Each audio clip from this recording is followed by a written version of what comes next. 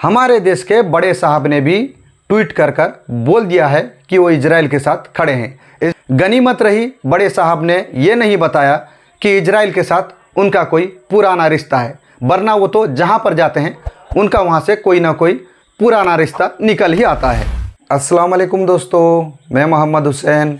दोस्तों, इजराइल और हमास के बीच में जंग छिड़ा हुआ है। इजराइल लगातार गाजा पट्टी पर हमला कर रहा है। अब तक सैकड़ों लोग मारे जा चुके हैं। इजराइल ने दावा किया है हमास के 400 लोगों को इजराइल ने मार गिराया है। हमास का जो कमांडर है, जो लीडर है, उसके घर पर भी इजराइल ने हमला बोल दिया है। इजराइल की तरफ से जो लगातार गाजा पट्टी पर हमला किया जा रहा है, उसमें एक पुरानी मस्जिद को भी शहीद कर दी गई है।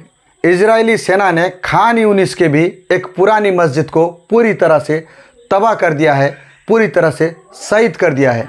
पूरा फिलिस्तीन तबाह हो रहा है। चंद देशों को छोड़कर बाकी सारे देश इजराइल के साथ खड़ा है, क्योंकि हमास एक आतंकवादी संगठन है। पूरी दुनिया ने इसको आतंकवादी घोषित किया हुआ है। इस वक्त हमास फिलिस्तीन के साथ खड़ा हुआ है, इसीलिए सारे फिलिस्तीनियों को भी आतंकवादी घोषित किया जा रहा है। लेकिन सालों से फिलिस्तीनी अपना हक की लड़ाई लड़ रहे हैं। इजराइल धीरे धीरे उनके सारे ज़मीन पर कब्जा कर चुका है, उनके ऊपर कब्जा कर चुका है। आज इजराइल उनके ऊपर अपना हुक्म चलाने की कोशिश कर रहा है। इसको कोई देश दिखाने को राजी नहीं है, इसको कोई भी मीडिया दिखाने को राजी नहीं है। आज जब फिलिस्तीनियों की इस लड़ाई में हमास फिलिस्तीनियों का साथ दे रहा है, तो फिलिस्तीनियों को भी आतंकवादी पूरी दुनिया घोषित कर रहा है। यूएन के एक रिपोर्ट के मुताबिक 2008 से लेकर आज तक इजराइल लगभग 1.5 लाख फिलिस्तीनियों को मार चुका है। उनमें 33,000 सिर्फ बच्चे थे। तो इन सभी को कोई देश चर्चा करने को तैयार नहीं है। लेकिन आज जब फिलिस्तीनियों का साथ हमास दे रहा है, तो पूरी दुनिया मिलकर सारे फिलिस्तीनियों को आतंकवादी घोषित करने पर लगे हुए हैं। खैर दोस्तों, एक और जानकारी ले लीजिए। हमारे देश के बड़े साहब ने भी ट्वीट कर बोल दिया है कि वो इजराइल के साथ खड़े हैं, इजराइल के दुख में वो दुखी हैं।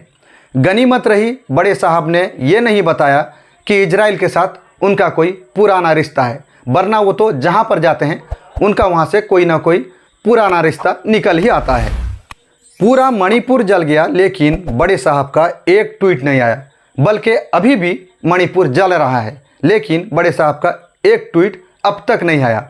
लेकिन इजराइल के लिए ये ट्वीट कर रहे हैं, क्योंकि आप लोग अच्छी तरह से जानते हैं, जहाँ पर मुसलमानों की बात आती है, मुसलमानों के ऊपर जुल्म की बात आती है, तो बड़े साहब किन साइड में खड़े होते हैं आप लोगों को अच्छी तरह ये मालूम होगा, क्योंकि वोट भी तो इधर हिंदुओं से लेना है ना।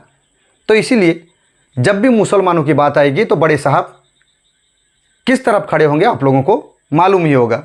इजराइल में 18,000 भारतीय फंसे हुए हैं। इस जंग में उनके साथ क्या होने वाला है, इसका कोई अंदाज़ा नहीं है। उनको कैसे इजराइल से बाहर निकाला जाए, उनके बारे में इनको कोई चिंता नहीं है। लेकिन इजराइल के साथ ये ज़रूर खड़े हो जाएंगे। उनको कैसे बाहर निकाला जाएगा, उस बारे में एक ट्वीट नहीं आया। 18,000 भारतीय फंसे हैं, उनके बारे में इनको चिंता नहीं हो। चिंता हो भी क्यों, क्योंकि उनसे वोट लेकर इनको यहाँ पर जीतना नहीं है। खैर दोस्तों, यही था खबर। ज़रा ध्यान में रखें हमारे देश के बड़े साहब कब किन के साइड में खड़े हो जाते हैं, कब किन के लिए ट्वीट कर जाते हैं। ये भी बड़ी सोचने वाली बात है। शायद हम जैसे, आप जैसे लोगों के दिमाग में नहीं आएगा। बड़े चालाक इंसान हैं वो। खैर दोस्तों, दुआ में याद रखें।